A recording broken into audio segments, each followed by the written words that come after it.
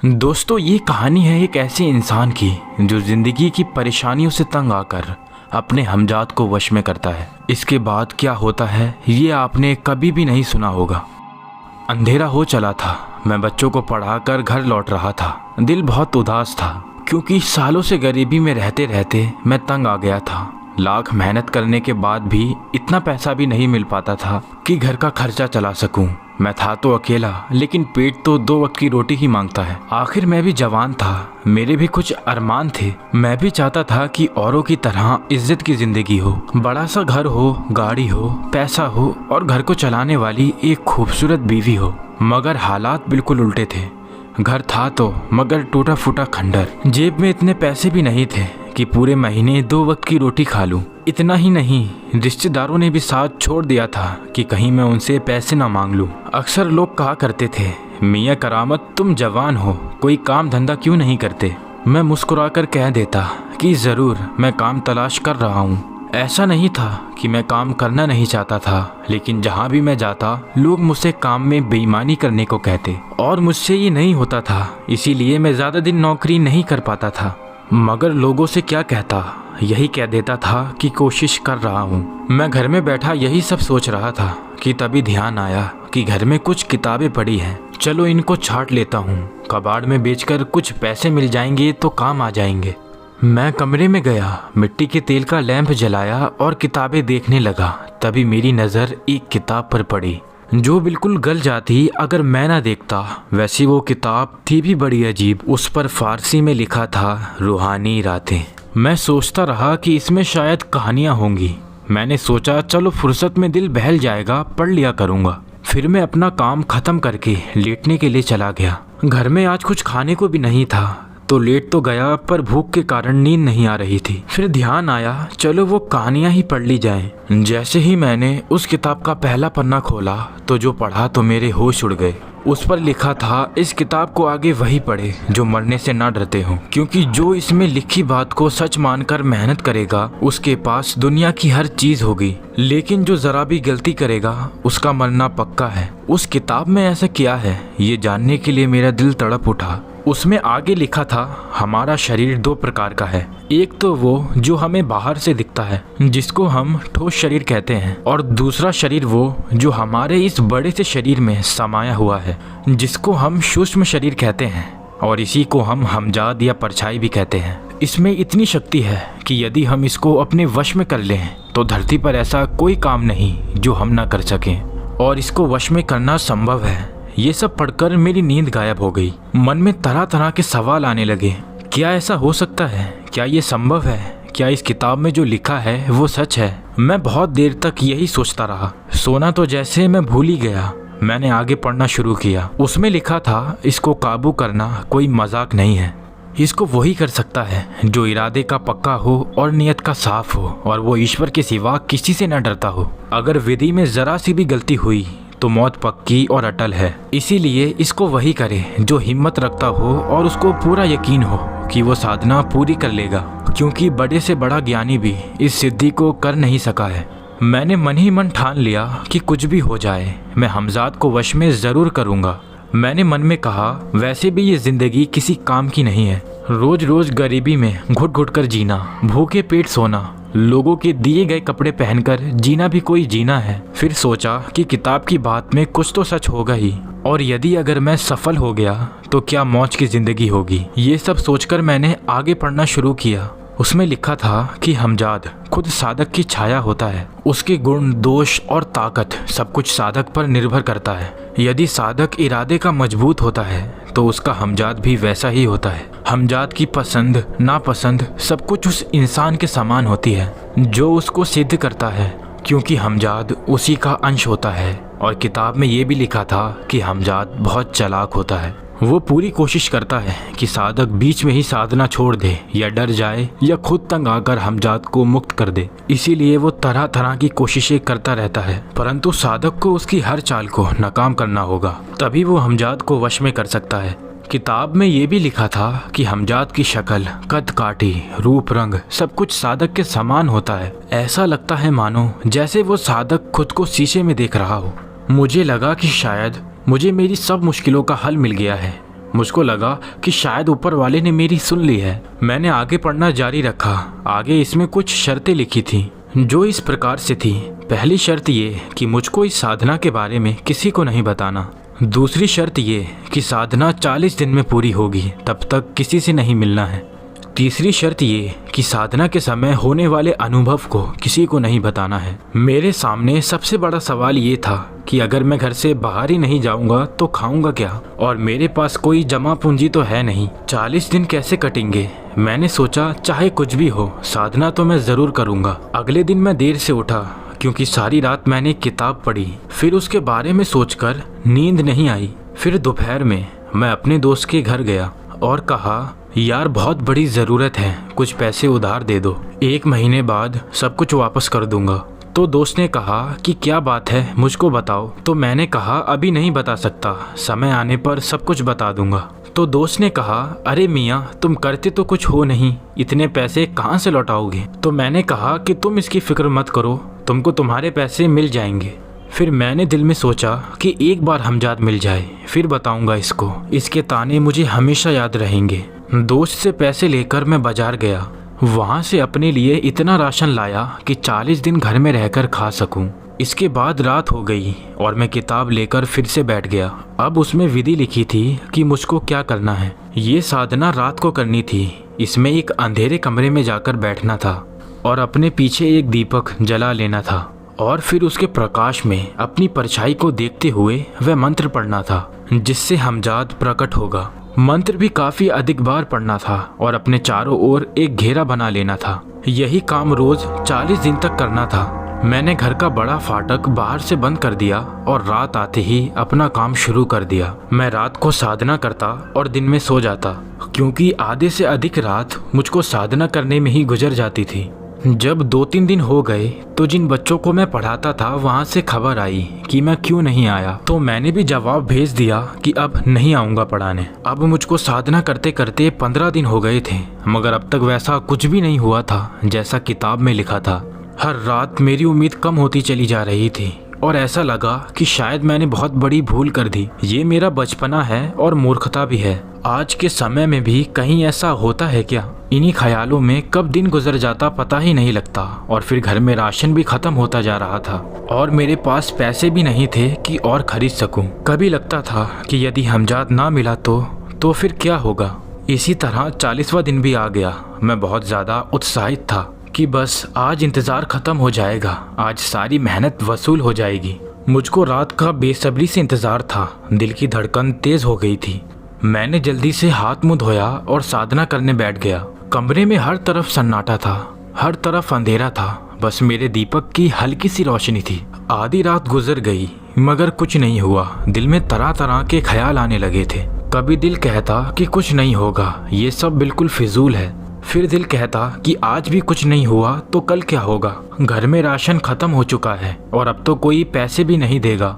यही सब सोच में मैं पड़ गया और ध्यान भटकने लगा। फिर याद आया कि खुद से वादा किया है, चाहे जो हो साधना तो पूरी करूंगा ही। मैंने फिर से हिम्मत जुटाई और पूरे मन से फिर से पढ़ना शुरू कर दिया। सोचा अभी तो पूरी रात पड़ी है, शायद अभी भी सफलता मिल जाए। तभी अचानक मेरी नज़र छत की ओर गई, लेकिन ये क्या, छत गायब हो गई थी।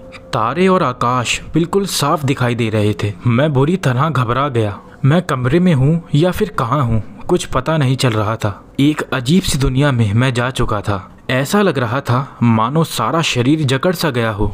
इससे पहले मैं कुछ समझ पाता, मैंने देखा कि 2 लोग आकाश से नीचे धरती की ओर आ रहे हैं। इनके हाथ में चमकती हुई तलवारें हैं, जिनको रात के अंधेरे में भी मैं साफ साफ देख पा रहा था। वो दोनों धरती पर आए और मेरे सामने रुक गए। फिर पहले ने दूसरे से सवाल किया, क्या ये वही साधक है जो इतने दिन से तपस्या कर रहा है? तो दूसरे ने कहा, हाँ ये वही है जिसने इतने दिनों से हमें परेशान कर रखा है। तो पहले ने कहा, चलो इसको मज़ा चखाते हैं। ये कहकर दोनों मेरे पास आ गए, इतने पास कि उनके इत्र की सुगंध मुझको बहुत तेज आ रही थी। मैंने उनको ध्यान से देखा तो उनकी आंखें अंगारों की तरह लाल थी। वो सफ़ेद कपड़े पहने हुए थे और काफ़ी शक्तिशाली लग रहे थे। मैं उनको पत्थर की मूर्ति बना बैठा देख रहा था। तभी पहला बोला, इसने ये साधना करके बहुत बड़ी गलती की है, चलो इसका सिर काट दो तभी दूसरे ने कहा, हाँ हाँ तुम ठीक कह रहे हो, अभी काट देता हूँ इसका सिर। इतना कहते कहते दूसरे ने तलवार उठाई और मेरी तरफ लपका। मैं बुरी तरह घबरा गया। उसने पूरी ताकत से तलवार मेरी गर्दन पर चला दी। फिर क्या था, मैं जोर से चिल्लाया, बचाओ बचाओ, मुझे मत मारो। और ये कहता हुआ मैं अपने सुरक्षा घेरे से बाहर निकलते निकलते बचा। मैं पढ़ाई, साधना सब भूल गया और आंखें बंद कर ली और सोचा कि जिंदगी का अंत हो गया मेरी। लेकिन ये क्या, जब कुछ देर बाद आंख खुली तो देखा कमरा जैसा था वैसा ही है। छत बिल्कुल सही सलामत अपनी जगह पर है। कमरे में मेरे सिवा और कोई नहीं है और मैं जिंदा हूँ और अपने सुरक्षा घेरे के किनारे बैठा हूँ। कुछ ही देर में सारा माजरा समझ आ गया। वो जो दृश्य था वो हमजाद की चाल थी, एक प्रकार का छल था जिसमें वो सफल हो गया और मैं ठगा सा रह गया। मैं भूल गया कि उस किताब में क्या लिखा था। उस किताब में साफ साफ लिखा था कि हमजाद पूरी कोशिश करेगा कि साधना पूरी ना हो। साधक डर कर या घबरा कर ये साधना बीच में ही छोड़ दे, या फिर आखिरी दिन डर जाए और साधना बेकार हो जाए। और अंत में यही हुआ भी।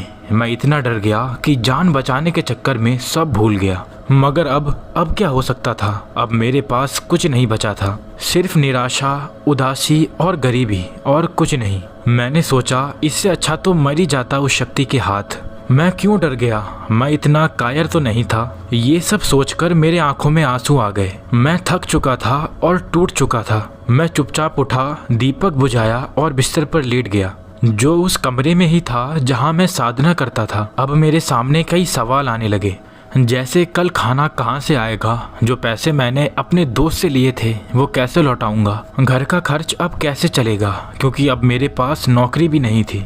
बस यही सोचते सोचते कब मेरी आंख लग गई पता ही नहीं चला। सुबह मेरी नींद देरी से खुली। रात की एक एक बात मुझे याद थी। मैं खुद को कोस रहा था कि मैं इतनी बड़ी गलती कैसे कर गया। अब मेरे पास कोई काम तो था नहीं तो दिन भर लेटा रहा। कभी बाहर निकलकर थोड़ा टहल लेता था। मुझको बाहर घूमता देखकर एक पड़ोसी ने टोक दिया और बोला, अरे मियाँ करामत, इतने दिन से तुम कहाँ थे और ये क्या हाल बना लिया है, तुम तो पहले ऐसे नहीं थे। अब मैं उनसे क्या कहता। मैंने बोला, हजरत ज़रा तबीयत ठीक नहीं थी। इससे पहले कि वो आगे कुछ पूछते मैं वहाँ से 9-11 हो गया। उनका कहना भी ठीक था, 40 दिन से मैं किसी से मिला भी नहीं था।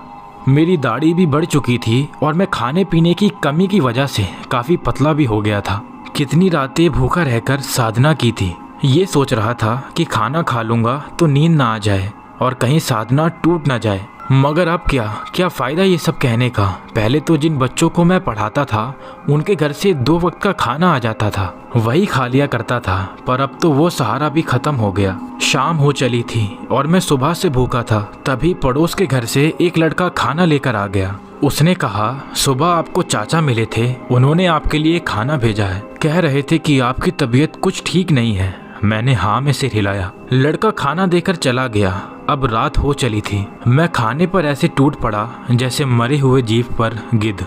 अब खाना खाकर ज़रा होश आया तो नज़र फिर उसी किताब पर गई जिसको पढ़कर साधना शुरू की थी। उसमें आगे लिखा था, मन के हारे हार है, मन के जीते जीत। आगे लिखा था कि जीवन में 2 ही चीज़ हैं, या तो सफलता और या असफलता। लेकिन सफलता समय से ही मिलती है। ऐसे बहुत से लोग हैं जिन्होंने इस साधना में अपनी जान तक दे दी। बहुत तो ऐसे हैं जो पागल हो गए मगर हार नहीं मानी।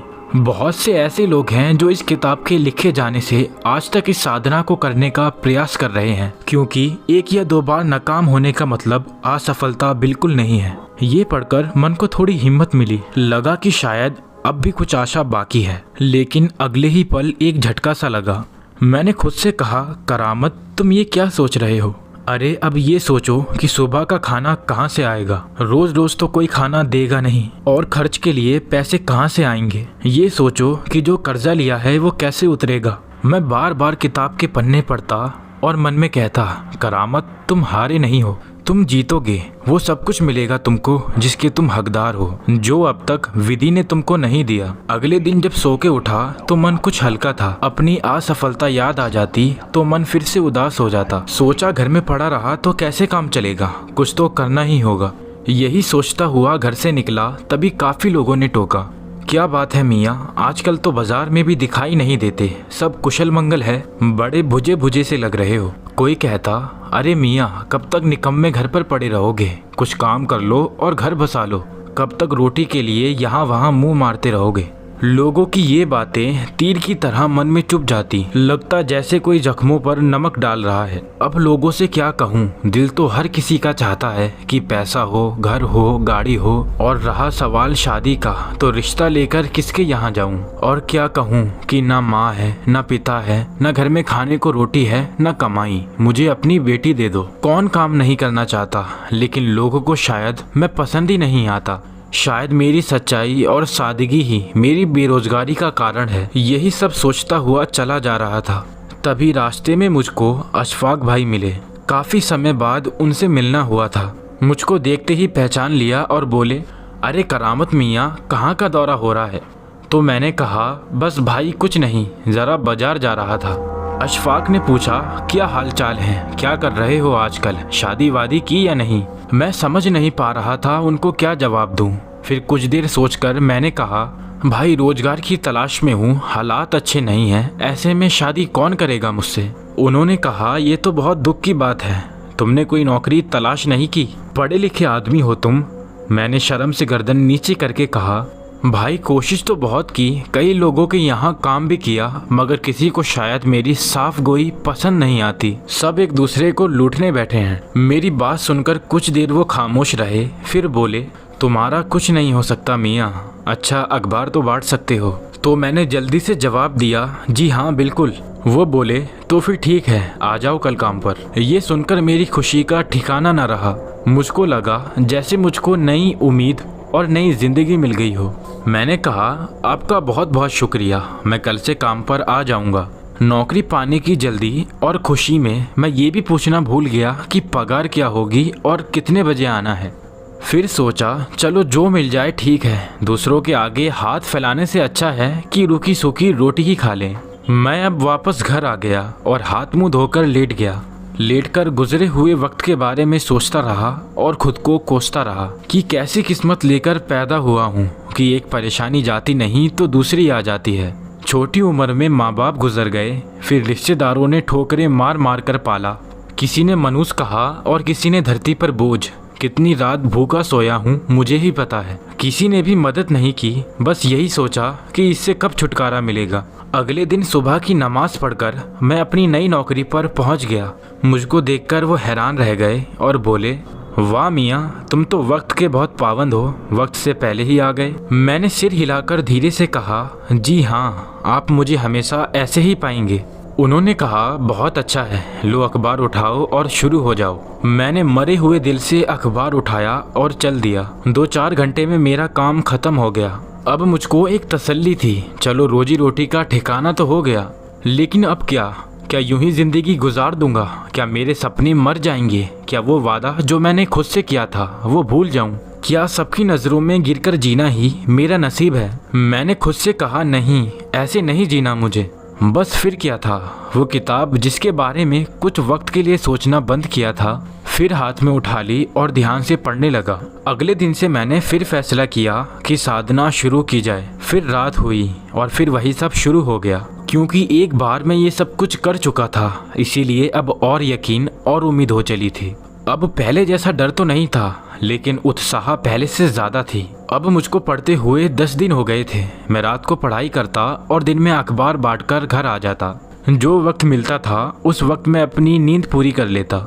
जब साधना को 15 दिन हो गए थे, क्योंकि मैं पहले भी साधना कर चुका था, इसीलिए इसका प्रभाव भी इस बार जल्दी होने लगा था। कमरा हिलना, आसपास सांप बिच्छू अजगर दिखाई देना जैसे रोज़ की बात हो गई थी।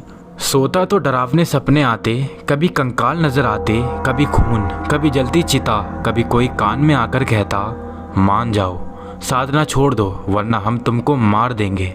लेकिन ये सब देखकर मन खुश हो जाता, क्योंकि किताब के अनुसार ये सब संकेत थे साधना के सफलता की ओर जाने के। फिर इस तरह 40 दिन बीत गए। आज आखिरी रात थी। मैं हर तरह से तैयार था। सोच रहा था कि आज कोई मार भी देगा तो भी पीछे नहीं हटूंगा। रात आंधी की तरह आई और तूफान की तरह चली गई। मेरा मन उस बुझते चिराग की तरह हो गया जो मैंने रात को साधना के लिए जलाया था और जो बुझने वाला था। मुझको लगा सब बेकार है, शायद किस्मत में यूं ही सिसक सिसक कर मर जाना लिखा है। अभी अंधेरा था और सवेरा होने में 2-3 घंटे शायद बाकी थे। मेरा नींद से बुरा हाल हो रहा था और सुबह अखबार बांटने भी जाना था। मैं अभी बिस्तर पर लेटा ही था कि किसी ने दरवाज़ा खटखटाया। मैंने सोचा इस समय कौन हो सकता है, ना मेरा कोई दोस्त है और ना ही कोई जानकार, और रिश्तेदारों ने तो कब का साथ छोड़ दिया है। मैंने बुझे मन से दरवाज़ा खोला तो देखा एक पतला दुबला सा आदमी सिर पर पगड़ी पहने और चेहरा चादर से ढके सामने खड़ा है। उसके हाथ में एक बक्सा और एक पोटली में कुछ सामान था। मैंने पूछा, कौन हो भाई? उसने कहा, मुसाफिर हूँ भाई, गाड़ी छूट गई है, क्या रात गुजारने के लिए जगह मिल सकती है?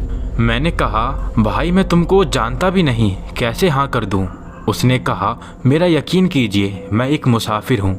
मैं इस शहर में नया आया हूँ और अनजान हूँ। बड़ी मेहरबानी होगी यदि आप मुझको एक रात अपने घर में रख लें।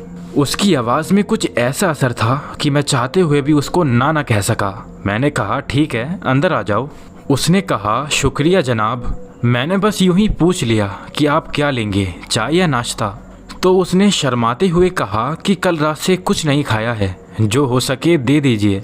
मेरे पास कुछ बचा हुआ खाना था तो मैंने उसे वही दे दिया और मैं आराम से लेट गया। मुझको नहीं पता चला कि कब उसने खाना खाया और कब वो सो गया। अगले दिन जब मैं उठा तो देखा वो अजनबी मेरे बिस्तर के पास लेटा था। मैंने हैरत से पूछा, अरे भाई तुम गए नहीं अभी तक? तुम तो कह रहे थे कि सुबह होते ही चले जाऊंगा। उसने नरमी से कहा, आप सो रहे थे साहब, आपका शुक्रिया अदा किए बिना कैसे जा सकता था? मैंने कहा, अरे कोई बात नहीं, तुम चले जाते। उसने कहा, नहीं ये बदतमीज़ी होती है और मैं बदतमीज़ नहीं हूँ। मैंने आगे कहा, अच्छा ठीक है, अब तुमने शुक्रिया कह दिया, अब तुम जाओ भाई। तो उसने कहा, अपने मेहमान को बिना कुछ खिलाए पिलाए ऐसे ही विदा कर दोगे आप? मुझको उसकी बात पर गुस्सा आया लेकिन मैंने कुछ नहीं कहा। मैं जल्दी से बाजार गया और कुछ नाश्ता लाकर उसको दे दिया। जब वो खा चुका तो मैंने उससे कहा, भाई अब तुम जाओ, मुझको काम पर जाना है। उसने पूछा, क्या काम करते हैं आप? अब मेरा सब्र ख़त्म हो रहा था। मैं उससे क्या कहता? मैंने उससे कहा, आप अपने काम से काम रखो तो ही अच्छा है, अपना सामान उठाओ और जाओ यहाँ से। मैंने चिल्लाकर कहा। उसने पूछा, जाऊँ? मैंने बोला, हाँ हाँ, और किस तरह कहूँ तुमसे जाने के लिए? उसने कहा कि आप चाहते हैं मैं सचमुच चला जाऊं? मैंने कहा, अगर तुम अब नहीं गए तो समझ लेना फिर। मेरी बात सुनकर वो बोला, तो ठीक है मैं जाता हूं। ये कहकर वो उठा और दरवाजे की ओर चल दिया। दरवाजे पर जाकर उसने पीछे मुड़कर मेरी तरफ देखा और कहा, अलविदा दोस्त। इस वक्त उसने चेहरे से चादर हटा दी। दिन के उजाले में उसका चेहरा साफ दिखाई दे रहा था। फिर जो मैंने देखा वो देखकर एक पल के लिए मैं पत्थर बन गया। मेरे सामने मेरा दूसरा हमशक्ल खड़ा था। ऐसा लग रहा था जैसे मैं आईने के सामने खड़ा हूँ। अगले ही पल मुझको समझ आ गया कि जिसको मैं जाने के लिए कह रहा हूँ वो और कोई नहीं बल्कि मेरा हमजाद है। मैं चिल्लाया, हमजाद रुक जाओ, सुनो मेरी बात, मैंने तुमको नहीं पहचाना। लेकिन अब क्या था, वो गायब हो चुका था। अपनी चाल में एक बार फिर कामयाब हो चुका था। मैं तो ठगा सा रह गया। जिस चीज़ को मैं रोज़ मांग रहा था उसी को निकाल दिया घर से। हाय मेरी अकल और फूटी किस्मत। मैं निढाल होकर दरवाजे पर बैठ गया। मैं ज़ोर ज़ोर से रो रहा था और हमजाद हमजाद चिल्ला रहा था, लेकिन सब बेकार, सब खत्म। मुझे समझ आ गया था कि वो मेरा ही हमजाद था जिसने छलावा बनकर मुझको बेवकूफ़ बना दिया और मैंने खुद ही उसको जाने को कह दिया। मैंने ये क्या कर दिया, अपनी किस्मत खुद फोड़ ली। हाय मैं कितना बड़ा उल्लू हूँ। किताब में साफ साफ लिखा था कि हमजाद बिल्कुल अपने जैसा होता है जैसे आईने में अपना अक्ष। मैं ये क्यों भूल गया? मगर अब क्या, मेरे सामने फिर वही घिसी पिटी जिंदगी थी। उस दिन मैं काम पर भी नहीं गया, बस रोता रहा और खुद को कोसता रहा। अब तो दिल में जलन होने लगी थी। लग रहा था कि जैसे हमजाद मुझको चिढ़ा रहा हो और मुझको उकसा रहा हो और कह रहा हो कि अगर हिम्मत है तो मुझको वश में करके दिखाओ। अब मेरे सिर पर जुनून सवार हो गया था। 2 बार की हार को मैं ललकार की तरह ले रहा था। दोस्तों, आगे की कहानी जानने के लिए आपको पार्ट 2 का इंतज़ार करना होगा। अगर आपने अभी तक मेरा चैनल सब्सक्राइब नहीं किया है तो जल्दी से सब्सक्राइब करके बेल बटन ऑल पे कर लीजिए। दोस्तों, अगर आप भी हमें अपनी कहानियाँ भेजना चाहते हैं तो इंस्टाग्राम पर भेज सकते हैं। मेरी आईडी है IBX मेहताब। कहानियों के बाद मैं आप सबको वहीं मिलूँगा। आशा करता हूँ आपको ये कहानी बेहद पसंद आई होगी। अभी मैं लेता हूँ आपसे अलविदा। मिलेंगे एक और नई डरावनी कहानी में।